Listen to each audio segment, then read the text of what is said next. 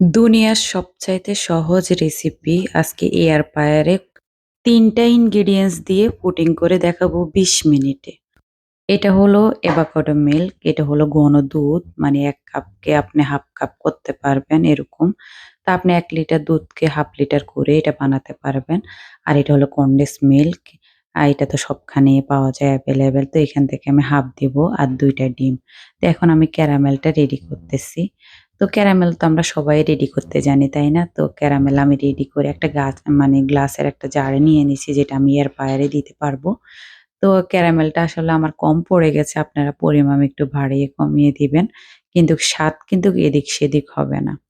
তারপরে এখন আমি মূল কাজে গেলাম। এখানে আমি ডিম ফেটে নিচ্ছি ২ টা। এটা রুম টেম্পারেচার এ থাকা ডিম অবশ্যই ওটা দিতে হবে। তারপর ভালো করে ফেটিয়ে আমি তারপর বাকি ইনগ্রিডিয়েন্টস গুলা দিয়ে দেব। আসলে এই পুডিংটা জটপট হয়ে যায় আর খেতেও কিন্তু খুবই মজা হয়। আর এই যে দেখেন আমি এখন কনডেন্স মিল্ক দিয়ে দিছি 1/2। আপনারা চাইলে আপনাদের মানে মিষ্টি ডিফারেন্ট করে দিতে পারেন কম বেশি। তবে 1/2 দিলে আমার মতে ভালো। আর এখানে ১ ক্যান এভাকাডো মিল্ক দিয়ে দিলাম। ঘন যে দুধটা আপনাদের কাছে এটা না থাকলে আপনারা ঘন দুধ করে দিতে পারবেন। আর এ হলো ভ্যানিলা এসেন্স ফ্লেভারের জন্য।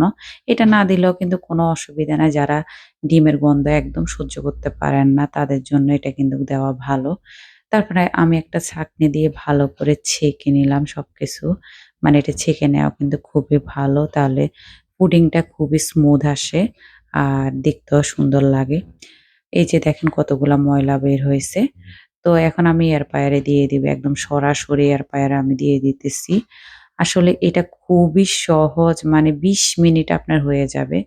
তো এখানে আমি ১ম এ ২০০ ডিগ্রিতে দিছি। আসলে ২০০ ডিগ্রিতে আমার কম হইছে। পরে আমি ৩০০ ডিগ্রিতে দেয় তারপর ২০ মিনিটের জন্য করছি। একদম পারফেক্ট হইছে। এই যে দেখেন একদম 20 মিনিট লাগছে।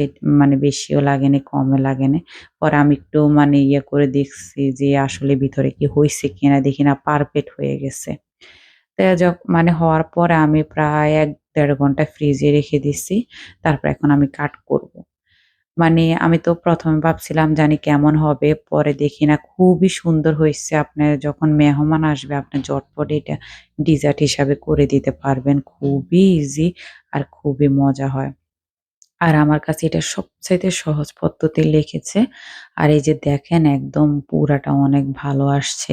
কোনো ফাটলও হয় নাই আর ইয়েও হয় না। আর খেতে কিন্তু অসাধারণ হয়েছে। আমি কিন্তু এটা ঝটপট তৈরি করি। আমার ভালোই লাগে। আমার মেয়েটা অনেক পছন্দ করে। আশা করি আজকে থেকে আপনাদেরও খুবই পছন্দ হবে। আপনাদের পছন্দের শেপ করে আপনারা কেটে নিবেন। আমিও আমার পছন্দের শেপ করে কেটে নিছি। আর এই যে দেখেন ফাইনাল লুক। দেখতে যতটা সুন্দর হয়েছে খেতেও খুবই মজা হয়েছে। অবশ্যই আপনারা ট্রাই করবেন। আর যদি ট্রাই করে ভালো লাগে অবশ্যই একটা লাইক কমেন্ট করে যাবেন। আল্লাহ হাফেজ।